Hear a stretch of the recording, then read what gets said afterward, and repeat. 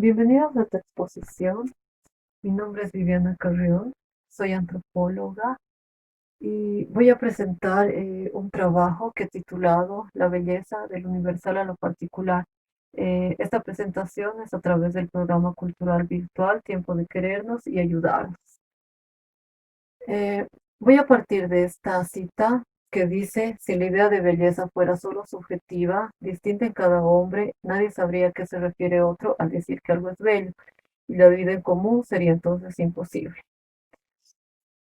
Bueno, partiendo de esto, eh, voy a ir a lo que es el preámbulo, para lo cual he escogido esta imagen que todos conocen. Es la imagen de la muñeca Barbie, que es el icono de belleza occidental de nuestra época, ¿no?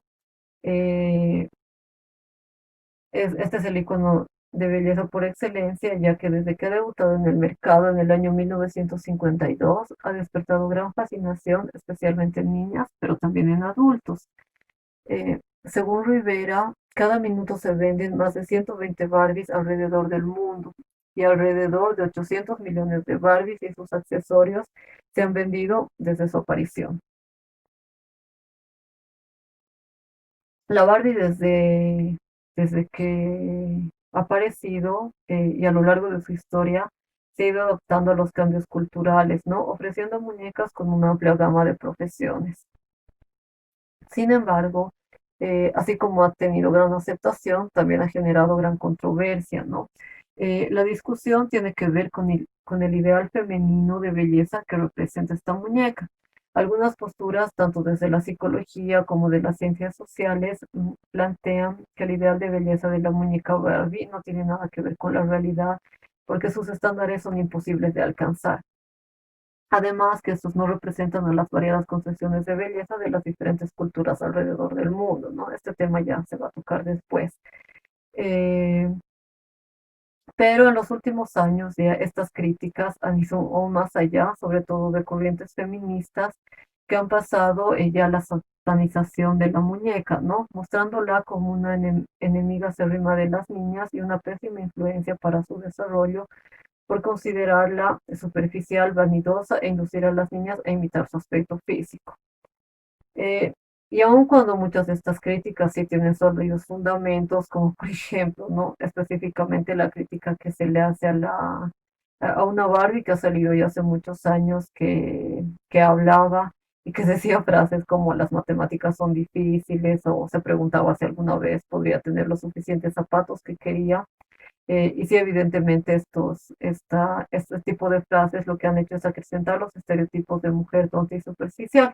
Pero indudablemente lo cierto es que la muñeca Barbie ha alcanzado un éxito a nivel mundial, que hoy en día continúa, ¿no? Aunque su venta ha podido bajar en relación a la de años pasados, igual sigue siendo la favorita de las niñas, ¿no? Y a pesar de que la competencia del mercado ha sacado otras muñecas eh, que que promueven un estereotipo de mujer más real, digamos, y que son más modernas, igualmente la Barbie continúa llevando la delantera.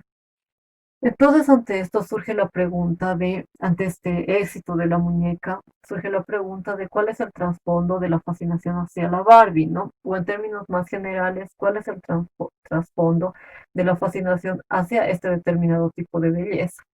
Entonces, lo que se va a tratar de hacer en esta exposición es tratar de responder estas preguntas, sobre todo tratar de ver cuál es el trasfondo de la fascinación hacia este determinado tipo de belleza, pero se va a ir más allá de las ya conocidas premisas, ¿no? Eh, que se tienen, las cuales dicen que el éxito de la Barbie se debe a que representa un estereotipo social y cultural, y que se imita por aculturación y por influencia externa, ¿no? Entonces se van a buscar otro tipo de soportes, que son la biología, la filosofía, para analizar y reflexionar sobre el tema de la belleza. Para lo cual, primero se va a hacer una breve exposición de lo que ha sido la belleza desde la antigüedad hasta la posmodernidad. entendiendo que la apreciación y la admiración de la belleza existía desde la propia existencia humana. Partiendo de Pitágoras, él concebía la belleza, o sea, para él en la belleza existía una importante conexión, ¿no?, con las matemáticas, porque los objetos que poseían simetría eran los más llamativos y el principio de todas las cosas eran los números. Entonces, con Pitágoras nace una visión estético-matemática del universo. Las cosas existían porque estaban ordenadas y porque en ellas se cumplían leyes matemáticas que a la vez eran condiciones de existencia y de belleza. Entonces, con Pitágoras se ve que la belleza ya estaba concebida como orden y como ley.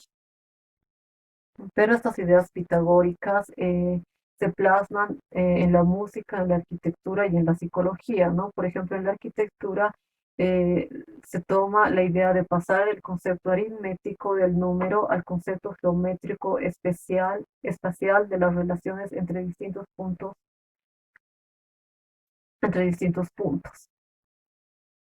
Pasando ya a lo que es Aristóteles, igual, igual que Pitágoras, él concebía la belleza como orden y simetría y precisión, e igualmente encontraba una relación subyacente entre esta y las matemáticas. Él decía que las formas supremas de belleza son el orden, la proporción y la delimitación, y que las ciencias matemáticas manifiestan estas bellezas en grado sumo. Por su parte, para Sócrates, la belleza se dividía en tres categorías: la belleza ideal, la belleza funcional y la belleza espiritual. Eh, la belleza ideal para Sócrates era la que se encontraba en la naturaleza y causaba placer intrínseco por medio de los sentidos. La belleza de la naturaleza o la belleza que imitaba la naturaleza. La belleza funcional se distinguía de la belleza ideal porque esta tenía un fin, no se producía por interés. Ya pasando a Platón, él igualmente categorizaba la belleza. Para él había una belleza objetiva, que era la belleza de los cuerpos y objetos del mundo. Esto se configuraba en la naturaleza y en la armonía. Y la otra belleza, que era la belleza espiritual, intelectual y moral.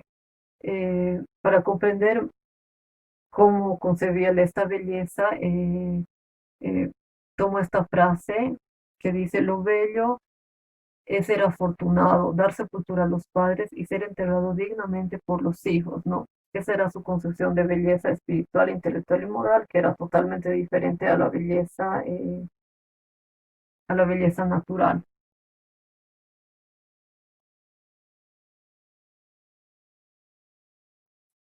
Ya pasando a lo que era el arte griego, entonces, y con todos estos antecedentes de los filósofos, el arte griego ya se racionaliza la belleza, ¿no? Deja de ser algo abstracto y se concibe como un sistema de medidas y proporciones.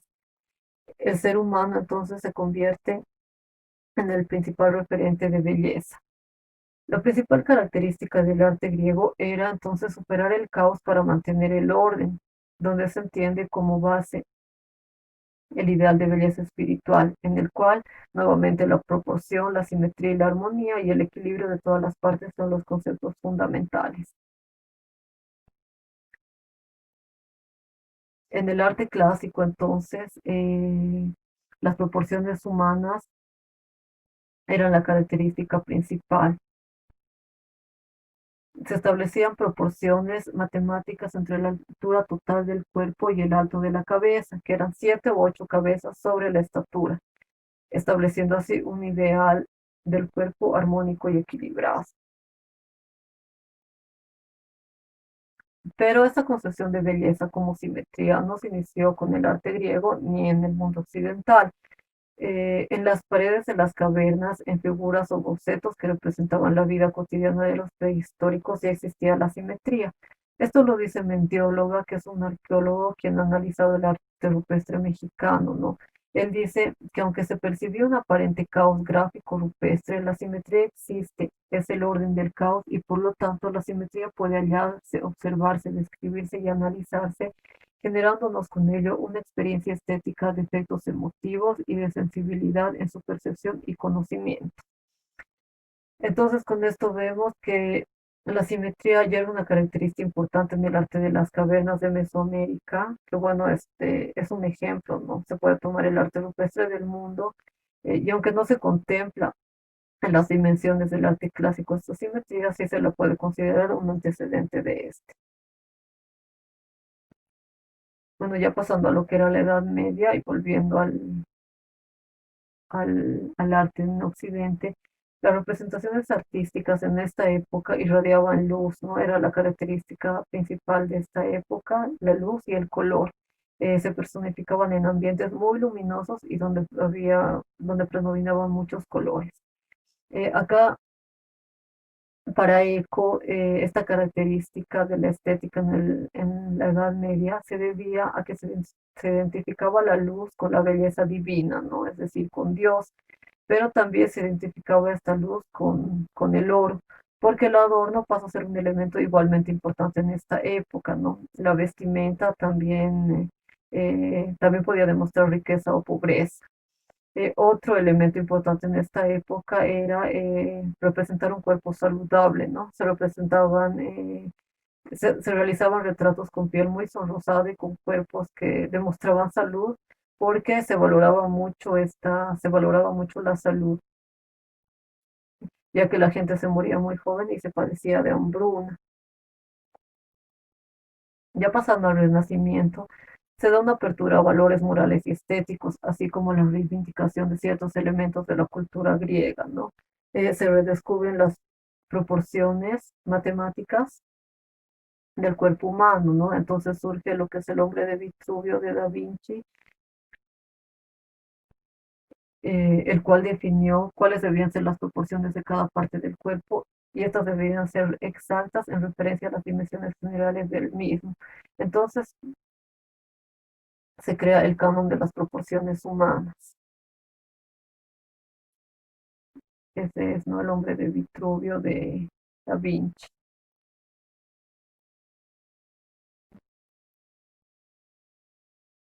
Entonces, hasta esta época se empieza a comprender qué es lo que lleva a que algo sea considerado bello, ¿no? O sea, se empieza a dar hasta esta época como una admiración implícita a la simetría, porque antes se la tenía como un concepto que era solamente abstracto. Aquí tomando esta cita de Hauser, toda la evolución del arte se articula en este proceso general de racionalización. Lo irracional pierde toda eficacia, por ello se entiende la concordancia lógica entre las partes singulares de un todo, la armonía de las relaciones expresadas en un número, el ritmo matemático de la composición, la proporcionalidad es la sistematización de las formas particulares. A partir de esta base entonces de orden y simetría entre las partes se entendía la belleza en todas las épocas históricas, ¿no? Hasta acá. Y era el requisito que debía cumplir cualquier obra de arte, aunque sí se añadían diferentes características particulares que estas cumplían con la funcionalidad según el requerimiento de cada época, ¿no? Y según los cambios culturales de estas épocas, como por ejemplo la religión o ciertos valores culturales. Un importante ejemplo se ve en estas fotografías en los siglos XVI y XVII. La imagen de la mujer pasa de sensual y pasional, ¿no? La imagen de la izquierda de una mujer sensual y pasional a una mujer ama de casa. Y ya a finales del siglo XVIII, las mujeres nuevamente como que se les da ese toque pasional y son representadas mucho más libres, ya sin corsé y sin ocultar el pecho. En este mismo siglo XVIII surge la estética de Kant, para quien bello es aquello que agrada de forma desinteresada. O sea, lo bello es aquello que agrada de forma desinteresada, sin ser originado por o ser reconducible a un concepto, ¿no? Eh, para contrarrestar este concepto de belleza, Kant va a plantear otro concepto que es el de lo sublime. Eh, en lo sublime la razón eleva las facultades a un fin, dice Kant, y sostiene que tanto lo bello como lo sublime placen por sí mismos y son juicios de reflexión. Pero la gran diferencia sería que el tipo de placer que se obtiene en cada juicio es contrario, ¿no? En lo bello dice que es positivo, mientras que en lo sublime es negativo. Lo bello, entonces la diferencia sería que lo bello responde a lo irracional, en cambio lo sublime a la razón. Con esto se refiere a que la belleza es totalmente desinteresada, ¿no? Porque produce placer y satisfacción sin necesidad de pensar en su fin, como se veía en la belleza ideal de Sócrates. Se produce por estímulos sensoriales, porque deleita. En cambio, lo sublime se produce a través de la razón. Este concepto de lo sublime ha sido empleado por primera vez por el filósofo Edmund Burke, para quien lo sublime es todo lo que puede suscitar ideas de dolor y de peligro, ¿no? Es decir, todo lo que en cierto modo es terrible o se refiere a objetos terribles. Pero también dice que lo sublime produce la emoción más fuerte que el alma es capaz de experimentar, ¿no ve? Y para Kant también era así, ¿no? Lo sublime es una emoción mucho más produce una emoción mucho más fuerte que lo que produce la belleza. Ya pasando al siglo XIX y con la emergencia de la era industrial y el capitalismo, se ven desplazados los ideales, entonces surge lo que es el arte por el arte, eso con el movimiento del dandismo, en el cual se pretendía aplicar el arte a la vida. Este movimiento veía a la vida como arte, ¿no? El arte debía aplicarse a la vida y se idealizaba la vida estética. Se rendió un culto exagerado a la belleza, a la elegancia, a la pose y a la actitud. De lo que se trataba era de encontrar belleza en los aspectos cotidianos de la vida, como en los objetos, por ejemplo. La belleza se sobrepone en esta época a los aspectos morales y se crea un ideal de belleza en sí mismo. Ya con el simbolismo se comienza a ver que el arte ya no buscaba representar la belleza y el éxtasis estético, sino se vuelve un instrumento de conocimiento. Ya en el siglo XX, el arte y la belleza se reducen a la utilidad y a la practicidad. Tomando nuevamente a Eco, él dice que la nueva belleza es producible, aunque transitoria y perecedera. Todo comienza a ser potencialmente una obra de arte, ¿no? El deber del arte es constatar, nuevamente tomando una cita de Eco, que cualquier objeto sin distinguir entre hombres y cosas, como por ejemplo desde el rostro de Marilyn Monroe en una lata de alubias, o desde la viñeta de cómic de la presencia inexpresiva de la multitud de las paradas de autobús, adquiere o pierde la propia belleza, no debido a su ser, sino a las coordenadas sociales que determinan sus formas de aparición, ¿no? Entonces ya deja de pensarse en qué es la belleza, sino más bien se hace una representación. La belleza ya adquiere perdón, el arte ya, ya adquiere una conceptualización, ¿no? Ya no importa la belleza, sino lo que importa es el concepto. Un ejemplo muy notable de esta época es Duchamp, eh, quien eleva el objeto de arte cotidiano quien eleva el objeto cotidiano a la categoría de arte. Y entonces reformula el concepto de belleza, ¿no? Lo bello ya no se veía con los ojos, sino con la mente. Eh, Otro ejemplo, bueno, otra corriente que surge en esta época es el movimiento futurista con su principal exponente que es Marinetti. Él afirma que un coche de carreras es más bello que la victoria de Samotracia, ¿no? Entonces ya era la época de la estética industrial, donde se encontraba en las máquinas un nuevo modelo para contrarrestar el arte clásico, que era considerado clasista. El arte contemporáneo, entonces, ya más el arte postmoderno, lo que hace es invitar a hacer una reflexión individual de los conceptos según las propias experiencias y los propios bagajes culturales o sociales, para cuestionarse los patrones establecidos del arte, ¿no? En otras palabras, lo que hace el arte contemporáneo es romper con la noción de arte. Acá, en palabras de una crítica de arte, Spinoza, eh, dice que nunca antes en la historia del arte existió un divorcio entre arte académicamente reconocido y la intuición estética de la mayoría del público. Eh, para esta crítica, el arte postmoderno tiene 8 pecados capitales. El primero sería que es la búsqueda obsesiva de la novedad, entonces por buscar esta novedad, ¿no? Se queda simplemente en eso, en la búsqueda de la novedad a todo precio, digamos. Se da la desaparición de significados inteligibles, eh, la transversalidad de los soportes, se da una tendencia a lo efímero, una vocación nihilista, subversión, se busca subversión, el naufragio de la subjetividad artística y la obliteración absoluta de la pregunta por la belleza, ¿no? Es decir, ya nadie se puede preguntar lo que es belleza, porque se entiende que la belleza es subjetiva. Entonces, como que no hay un consenso, nadie se atreve a decir que es belleza. Y ya para terminar esta parte y sintetizando tomando nuevamente una cita de Eco, quien dice que nuestra época se halla rendida a la orgía de la tolerancia, al sincretismo total, al absoluto e imparable politeísmo de la belleza, ¿no? Bueno, es en este sentido que se va a pasar ya a lo que es la belleza desde lo cultural. Eh, Como se ha visto, ¿no? A grandes rasgos, con lo que se ha podido mostrar, que es un resumen de cómo se ha considerado la belleza a lo largo de la historia, hasta la modernidad, que se ha establecido en base a patrones donde la armonía y la simetría jugaban un rol fundamental, ¿no? Pero posteriormente se dieron movimientos para contrarrestar estos cánones que sí, en cierta manera eran rígidos, pero ya en la posmodernidad se ha llegado al extremo de otorgar la relatividad absoluta con el lema de la belleza relativa, ¿no? O sea, ya absolutamente no se puede preguntar, digamos, qué realmente es belleza o quién puede juzgar lo bello, porque nadie estaría capacitado de juzgar lo bello, ¿no? Según estas premisas.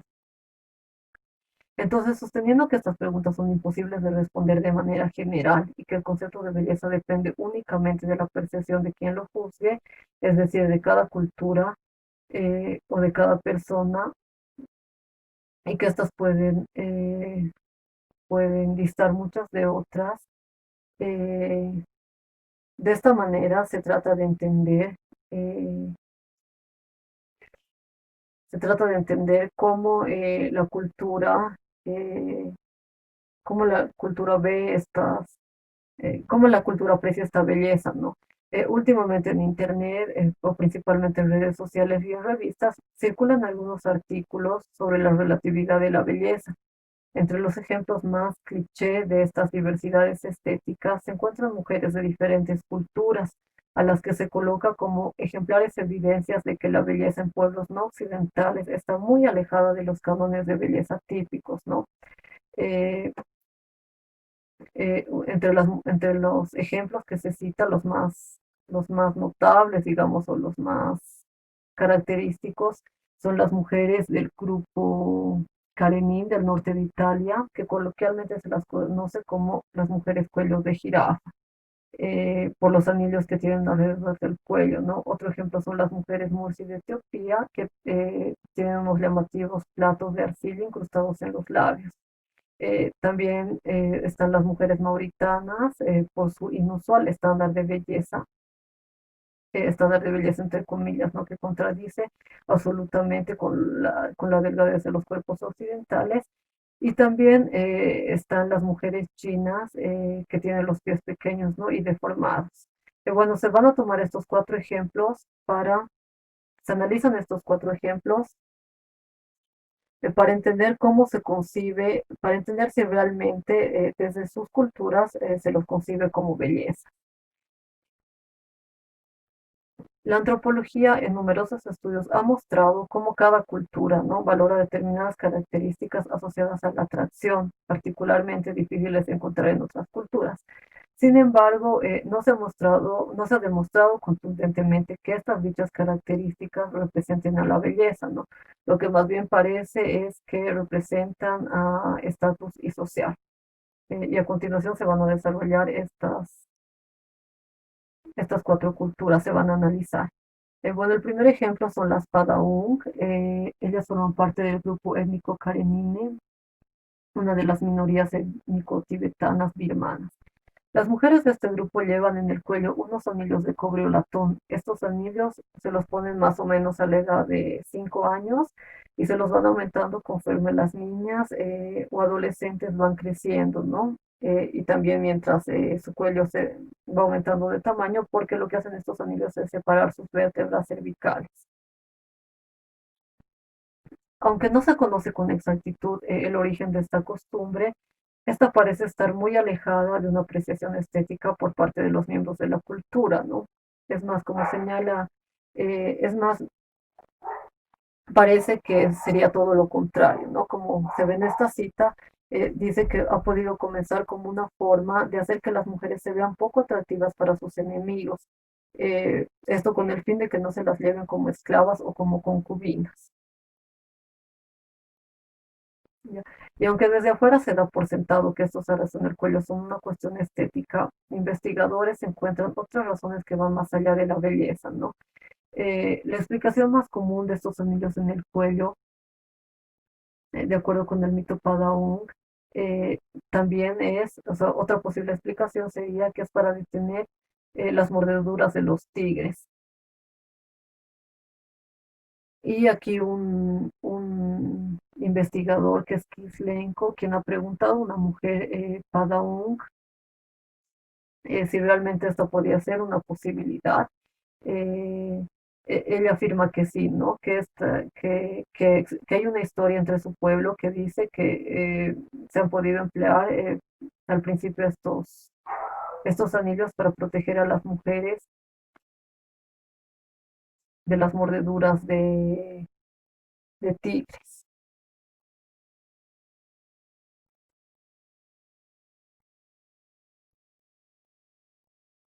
Un aspecto muy importante que hay que tomar en cuenta es que en la actualidad esta costumbre es únicamente sostenida por el turismo, ya que cada año miles de turismos se sienten atraídos por los exóticos cuellos de estas mujeres y pagan por verlas y comprar sus artesanías, ¿no?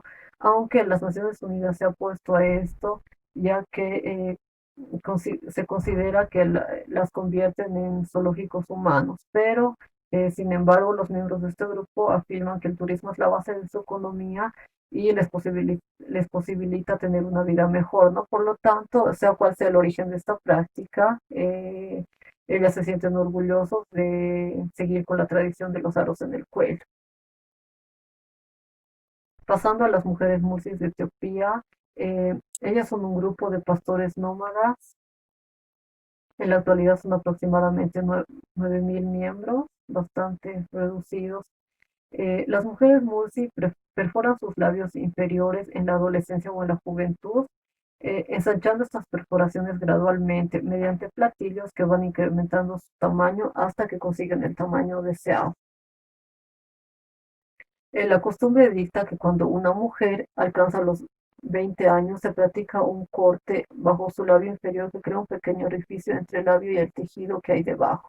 A lo largo del siguiente año, este agujero se va estirando progresivamente hasta formar un bucle labial, lo bastante grande para insertar entre el labio y la boca un platillo circular de barro que tiene un surco alrededor como el de una polea. A medida que se estira el labio, el plato se va sustituyendo por uno mayor. Igualmente que en el anterior ejemplo, ¿no? Eh, Existen diferentes teorías respecto al origen de esta práctica, como que el tamaño del plato labial está relacionado con el tamaño de la dote de la mujer, eso es una de las teorías, ¿no? O sea que el plato depende del tamaño del patrimonio que tenga la mujer, lo que conlleva a que los varones consideren que son más atractivas eh, las mujeres que tengan el mayor diámetro del plato. Eh, pero también hay otra teoría que nos dice Brie que aunque la apariencia dice que supuestamente se tomaba como falsa esta teoría de que el uso de los platos se debía a que la deformación era para que las mujeres sean menos atractivas, ¿no? Y así restringir el adulterio, el rapto, pero ella dice que esta teoría no, al parecer no es tan falsa, ¿no? Porque al contrario de lo que uno podía creer, al juzgar por las fotos publicitarias, las mujeres Mursi no llevan el plato labial todo el día, porque resulta demasiado pesado e incómodo, ¿no? Así que ellas van con una mueca que parece un puchero monumental, con sus labios estirados colgando por debajo de la barbilla. Eh, Y bueno, ella dice que si se les pregunta a las mujeres, a las propias mujeres Mursi, el porqué de su labio perforado, la respuesta para ella es simple, ¿no? Es porque una costumbre que en su pueblo se pasó de generación en generación, o porque también con el labio perforado se sienten mujeres adultas y listas para contraer matrimonio, lo que les da estatus, ¿no? Es decir, este podría ser el principal simbolismo de esta práctica, ¿no? Un paso de transición de la niñez a la adultez, de la niñez a la adultez. Actualmente, igual que ocurre con la espada aún, la costumbre es sostenida por el turismo.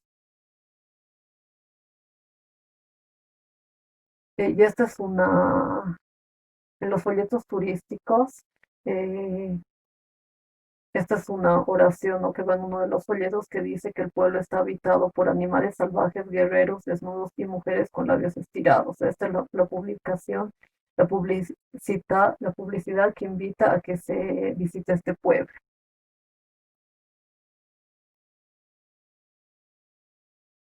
Y una frase muy común que dicen los hombres en Padaún es: si tu mujer tiene una gran placa en los labios, ella puede llenar tu compuesto de ganado, ¿no? Esto se debe a las ganancias que genera el turismo, el ir a ver estas mujeres con los grandes platos en sus labios. Continuando con las mujeres mauritanas, ellas están localizadas en el noroeste de África, principalmente en las áreas rurales, y tienen raíces en la tradición bereber. Ellas ejercen la práctica de engordar desde los primeros años de la niñez. Para lograr este propósito recurren a una práctica que se conoce como el leblow. Esta práctica consiste en que las niñas son obligadas a comer gran cantidad de calorías, incluso pasan tiempo en granjas donde se las sobrealimenta y se les impide realizar el mínimo esfuerzo físico para que puedan ganar peso más rápidamente.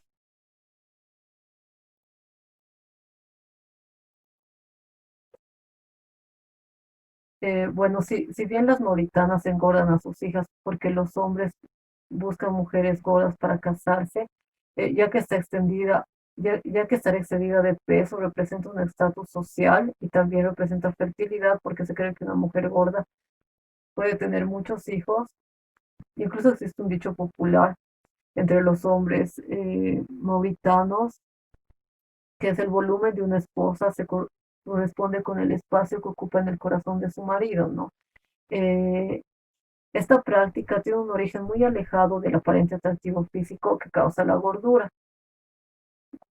Eh, este se puede encontrar en la tradición bereber, que consideraba que solo un hombre adinerado podía darse el lujo de tener una mujer con sobrepeso.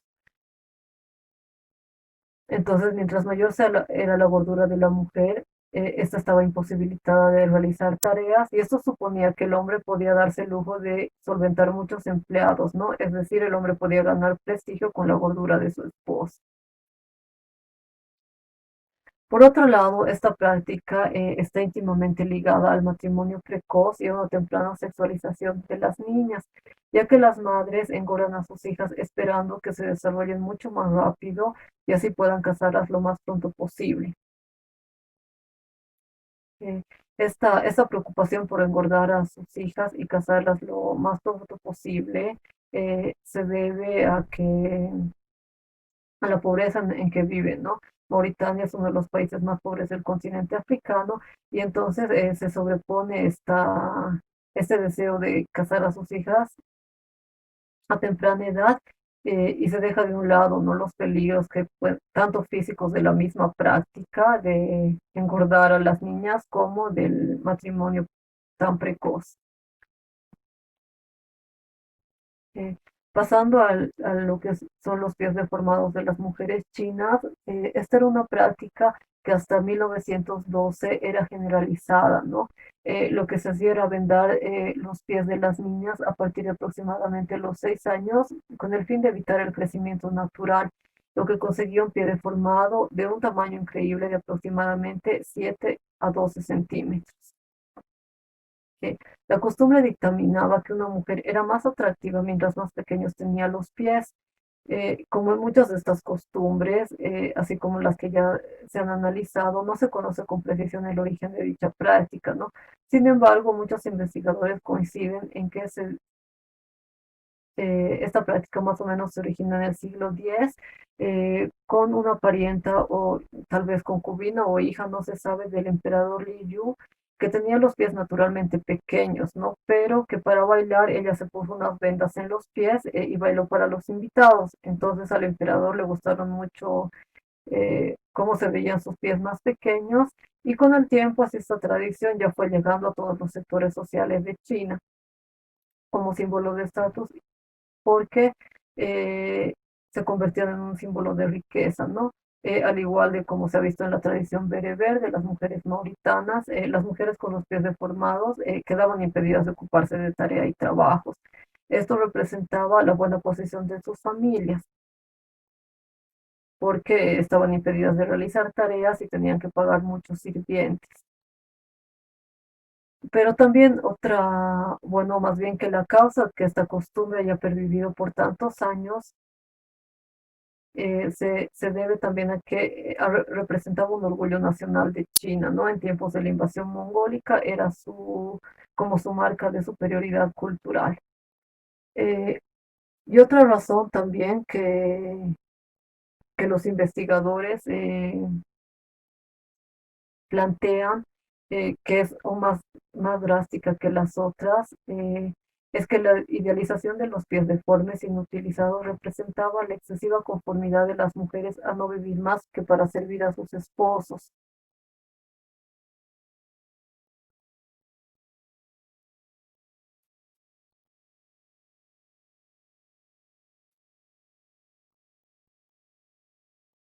Por su parte, igual, la fotógrafa británica Farrell, quien ha fotografiado y entrevistado a mujeres ancianas chinas, que son las últimas mujeres que se han sometido a esta práctica, ¿no? Que en la actualidad son ancianas, y, y conversando con ellas, ha conversado con más de 50 de estas mujeres. Ella afirma que el vendaje de los pies era lo que todas querían hacerlo, ya que representaba una mejor vida para las mujeres porque les daba una oportunidad de conseguir un esposo. Los casamenteros preferían a las mujeres de pies vendados porque esto demostraba que podían tolerar el dolor y que no se quejarían como esposas.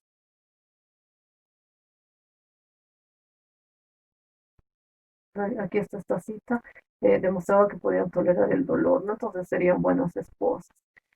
Bueno, viendo estas cuatro culturas, las Padaún, las Musi, las Mauritanas y las mujeres chinas, eh, se puede establecer que otorgaban una importancia fundamental a conservar la tradición que heredaban de sus madres, ¿no? Ya sea de sus abuelas o de las ancianas de su pueblo, porque eso les generaba un sentimiento de pertenencia común, ¿no? Cosa que se puede ver en cualquier cultura, ¿no? Era una forma de identificarse con su familia y su pueblo.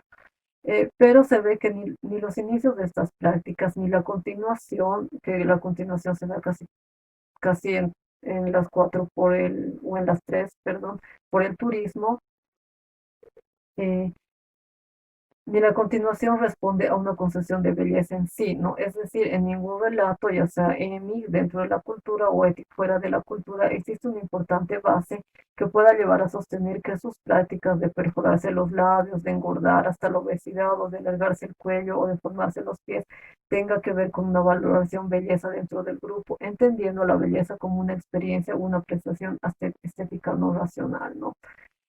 Bueno, y para contrarrestar con esta parte, entonces, se va a pasar a lo que es la ciencia de la belleza, eh, por medio de la cual se va a tratar de explicar la diferencia de estas corrientes o de estas posiciones más bien que definen la relatividad de la belleza y su sentido abstracto, ¿no? Entonces, lo que ha hecho la ciencia de la belleza, especialmente la neurobiología, ha demostrado la tangibilidad en el cerebro humano,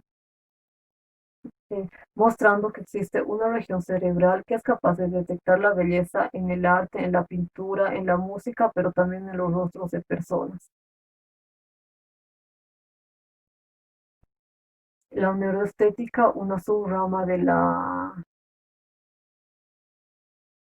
la ciencia de la belleza, Eh, lo que ha hecho es en diversas investigaciones mostrar que el ser humano ha desarrollado la capacidad para apreciar la belleza como una ventaja en la lucha por sobrevivir, al asociar lo que nos produce placer con lo benigno y lo que nos repudia con lo peligroso. En una investigación, Seidel dice que en nuestro cerebro están arraigados en nuestros ancestros biológicos, ¿no? En particular cuando se trata de rostros. Y para adultos, otro investigador dice que el truco de la evolución habría sido hacer que ciertas cosas beneficiosas para la supervivencia aparecieran como bellas a los ojos de los humanos, que ejerzan una atracción sobre él y le otorguen placer por el simple hecho de contemplarlas. Por su parte, la psicóloga Langlus ha realizado algunos experimentos. En uno ha mostrado a 45 bebés de entre 2 a 3 meses y de entre 6 a 8 meses sin un orden establecido, rostros con diferentes grados de atractivos, ¿no? Y entonces se ha llegado a la conclusión de que los bebés, además de mirar más tiempo los rostros atractivos, ya hacían una categorización de rostros atractivos y rostros no atractivos y se comportaban de forma más positiva hacia las personas atractivas y de forma negativa a las personas poco atractivas porque las asociaban con diferentes estímulos.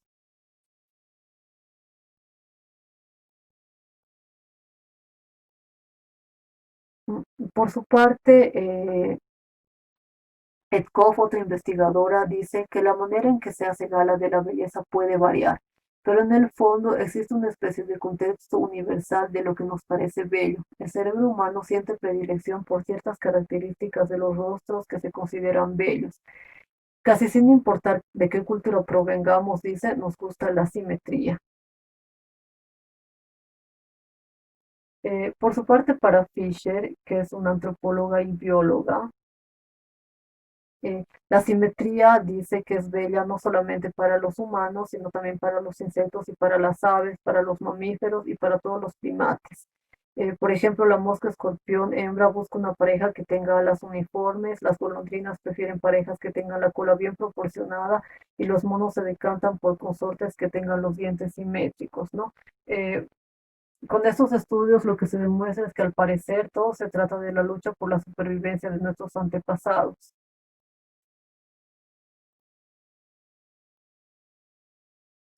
Otro estudio de Fisher en el que escaneó el cerebro de un grupo de personas, según los resultados, las personas que miraban las fotos de sus parejas que eran más atractivas, es decir, entendido como atractivo, como un aspecto de atractivo, la simetría, mostraban mayor actividad en el área ventral tegmental, ¿no? Y en esta área abundaba la dopamina, que es el neurotransmisor que proporciona la energía, la euforia, la atención concentrada y la motivación necesarias para conseguir una recompensa.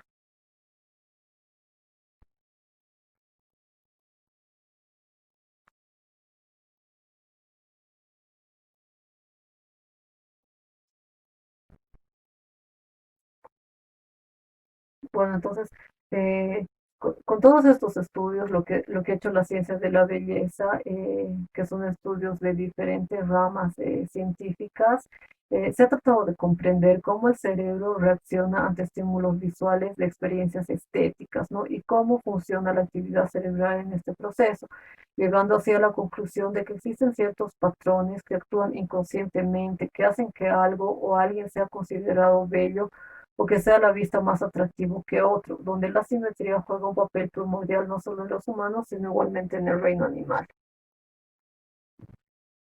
Y bueno, ya pasando a las reflexiones a modo de conclusión,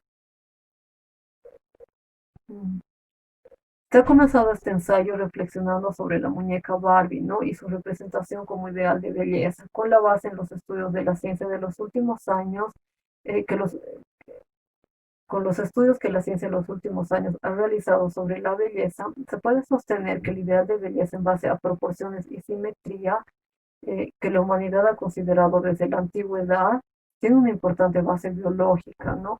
El aspecto cultural, por supuesto, no deja de tener una importancia en cuanto a lo que se considera más atractivo en determinada época o en determinada cultura. Sin embargo, como se ha visto, no existen elementos que permiten afirmar que en las culturas analizadas y tan populares, eh, por ejemplo, los cuellos largos, los labios ensanchados, los pies deformados y la obesidad representan belleza como tal dentro de su grupo social. Porque la belleza no necesita de un intermedio, de una explicación, ¿no? Entra en el cerebro inmediatamente, no necesita que primero uno se haga la idea de que algo es bello, no se necesita crear que algo es bello para que cause placer, porque posee un valor intrínseco. Entonces, en este sentido, siguiendo a Kitaro Nishida, la belleza es un placer vivenciado de forma instantánea, un momento en el que uno olvida desinteresadamente cuando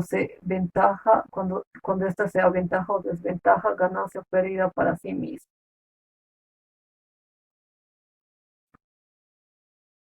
Entonces, en este sentido, las prácticas de dichas culturas no proporcionan un tipo de placer, ya sea social y o económico.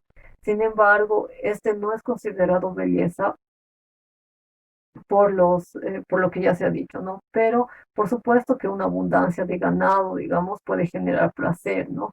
Eh,